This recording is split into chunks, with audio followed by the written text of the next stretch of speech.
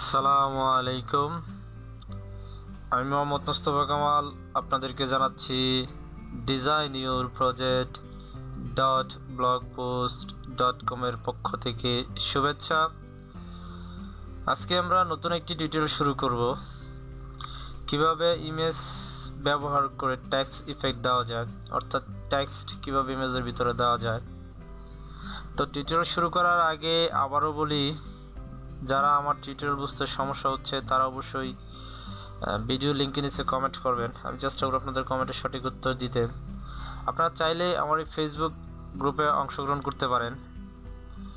এখানে আমি বর্তমান ফটোশপ টিউটোরিয়াল দিচ্ছি, আর যাদের ফটোশপ সিসি লাগবে, যে আমি লিঙ্কটা দিয়ে দিয়েছি, আপনারা ডাউনলোড করে নেবেন।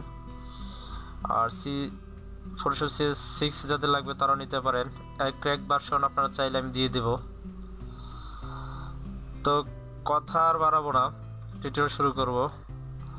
তা আমার এই টিউটোরিয়াল এটা ছিল টেক্সট ইফেক্ট। এটাকে যদি আপনাদেরকে দেখাই তাহলে এটা মূলত ছিল এই যে এরকম একটি ইমেজ, যা আমি ব্যবহার করে আপনার এরকম একটা টেক্সট ইফেক্ট তৈরি করেছি। তো চলুন শুরু করি। আমি ফাইলটা ক্লোজ করে দেবো, এটা আমার প্রয়োজন নাই। আমি যাব ফাইল থেকে ওপেন থেকে আমি এই ইমেজটাই ব্যবহার করব, আগের ইমেজটা এটাই। হ্যাঁ, আমি বলতে বলে গেছি আমি প্রতিটা কিন্তু এখন আপনাদের প্র্যাকটিস ফাইল দিয়ে দিচ্ছি, আপনারা সেই প্র্যাকটিস ফাইল ডাউনলোড করে প্র্যাকটিস করতে পারেন। তো এটাকে যা করতে হবে, এটাকে আমি প্রথমে যাব সিলেক্ট থেকে কালার রেঞ্জ। এখান থেকে আমি আপনার শ্যাডোটা সিলেক্ট করব, প্রথম গিয়ে ওকে করে দেব। এটা একটা কপি নিব, কিবোর্ড থেকে Ctrl+J, একটা কপি হয়ে গেল। আমি আবার যাব ব্যাকগ্রাউন্ডে, যেটা আমার এখানে ব্যাকগ্রাউন্ড দেখাচ্ছে, আপনার এখানে কি দেখাবে আপনি জানেন, কারণ এটা আমার ব্যাকগ্রাউন্ড নামে সেভ করা। আমি যাব আবার সিলেক্ট থেকে কালার রেঞ্জ থেকে যাব মিড টোনস। তারপর এটাকে আমি আবার Ctrl+J দেব, কপি করে নিলাম, এটা আমি উঠিয়ে দিলাম। এখন এই দুইটাকে আমি Ctrl+E করে দেব। আমি এটাকে এখন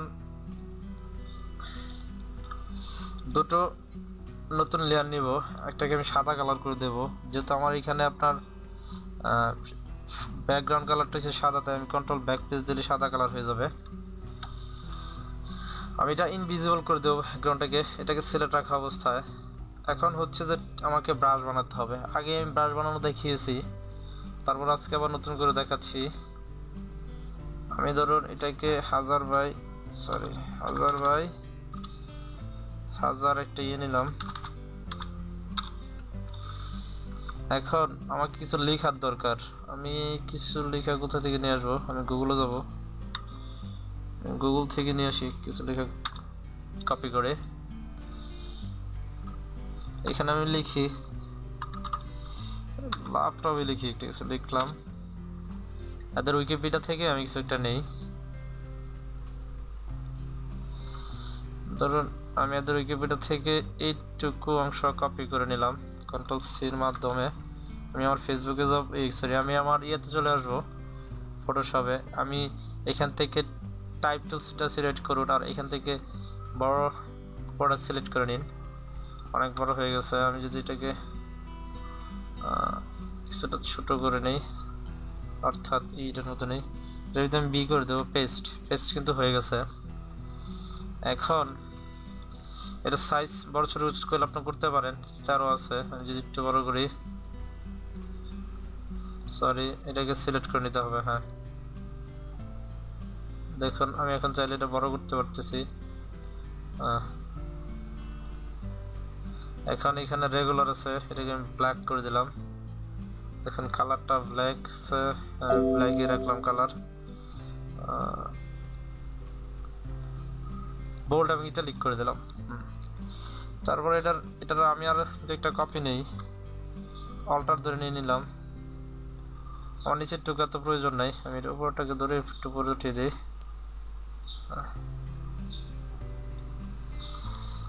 এখন আমি যাব এটাকে সিলেক্ট করে নিই, কারণ বাকিটা আমি বাদ দিব। এটাকে কিভাবে আপনার ডিলিট করতে হয় তা তো জানেনই, তারপরে দেখাচ্ছি। আমি যাব ইমেজ থেকে ক্রপ, যেটুকু ক্রপ হয়ে গেছে। আমি এখানে এটাকে সেভ করব। আমি যাব এডিট থেকে ডিফাইন প্রিসেট ব্রাশ, এটা আমি দিলাম টেক্সট, আমি সিলেক্ট করি টেক্সট সিলেক্ট করলাম। এটা আমার প্রয়োজন নাই, আমি এটাকে সেভ করব না।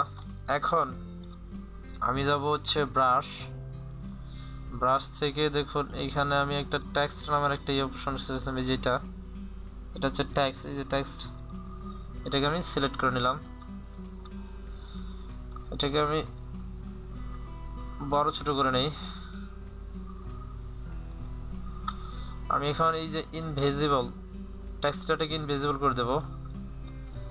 এখন এটাকে সিলেক্ট রাখা অবস্থায় কন্ট্রোল সি, এটাকে আমি করব আপনার ওই লেয়ার মার্ক যোগ করব। তাই লেয়ার মার্কসে গেলাম, এটাকে এখন লেয়ার মার্কসের উপর আপনি কিবোর্ড থেকে অল্টার ধরে এটার উপর ক্লিক করলে এরিয়াটা আসবে। তাই এখানে আমি পেস্ট করে দেব, এটা পেস্ট করে দিলাম, কন্ট্রোল ডি সিলেক্ট করে দিলাম। এখন এটাকে আমি করে নিলাম, ভিজিবল করে দিলাম। এটাকে আমি এই যে এটা লেয়ার মাস্ক থেকে সিলেক্ট রাখা অবস্থায় কিবোর্ড থেকে কন্ট্রোল আই, অথবা আপনি যদি কিবোর্ড থেকে কন্ট্রোল আই না করেন তাহলে অথবা আপনি যাবেন ইমেজ থেকে লেয়ার সিলেক্ট রাখা অবস্থায় ইনভার্ট করে দেবেন, হয়ে গেল।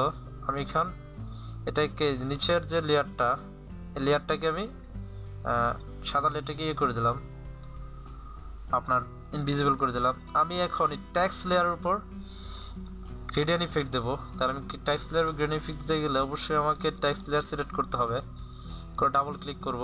করার পর আমি এখানে যাব গ্রেডিয়েন্ট থেকে আমি একটা কালার চয়েস করি, যেটা আমার কাছে ভালো লাগে। আমি একটা কালার চয়েস করলাম, তারপর এটাকে আমি স্ক্রিন করে দিই, মোডটাকে স্ক্রিন করে দিলাম। এটা অ্যাঙ্গেলটা আছে 90 ডিগ্রি, এটাকে আমি 120 ডিগ্রি করে দিই। সরি, এটা না স্কেল,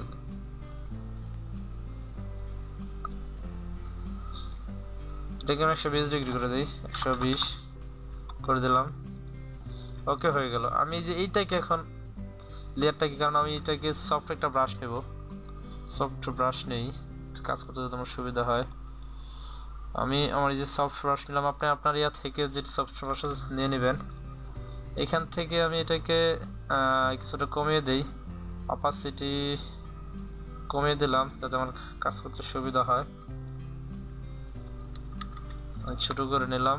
এখন এটাকে আমি ইনভিজিবল করে দিলাম এই সাদা লেয়ারটাকে, কারণ হচ্ছে এটাই করে দিলাম যাতে আমার মুখটা বোঝা যায়, কারণ ওইখান থেকে তো মুখটা দেখা যায় না। আমি যদি এখন এটার উপরে রাখি, এটা কিন্তু আপনার এই লেয়ারটা সিলেক্ট থাকতে হবে। আগে বলি এই টেক্সট লেয়ারটা সিলেক্ট, এখানে কিন্তু কি প্রভাব পড়ছে দেখা যাচ্ছে না, আমি একটু পরে বলতেছি।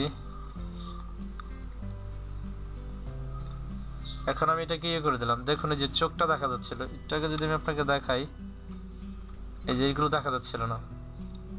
তা আপনি যদি আন্দাজের উপর করতে পারেন করবেন, সমস্যা নেই, কিন্তু আমি আমার ইয়ার উপর ফুল লেয়ার রেখে করতে যাচ্ছিলাম। এইখানের মুখটা কোথায়? হ্যাঁ, এই যে মুখ।